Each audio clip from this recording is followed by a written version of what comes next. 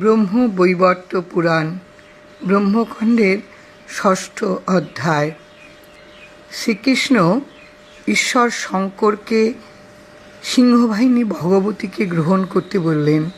মহেশ্বর শ্রীকৃষ্ণের এই কথা শুনে ঈষৎ হাসি হেসে ভয় ও বিনয়ের সঙ্গে প্রাণের ঈশ্বর অবিনাশী প্রভু ভগবানকে বললেন, হে বিভু, এখন আমি সাধারণ ব্যক্তির মতন প্রকৃতিকে গ্রহণ করতে অনিচ্ছুক, কারণ এই প্রকৃতি আপনার প্রতি ভক্তি ও আপনার দাস্যকার্যের বিরোধিনী এবং জগদ্দারের কপাট স্বরূপ।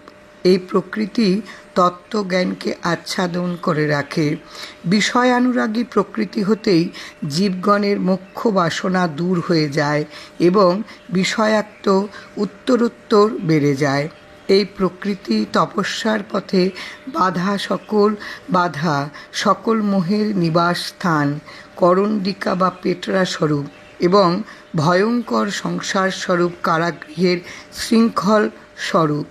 ইনি বারবার সুবুদ্ধিকে নাশ করে দুর্বুদ্ধির জন্ম ও বৃদ্ধি সাধনে সহায়তা করেন। পরিণাম বিরল তুচ্ছ বিষয় বাসনাও বৃদ্ধি সাধন করে থাকেন। জয় রাম, জয় রাম।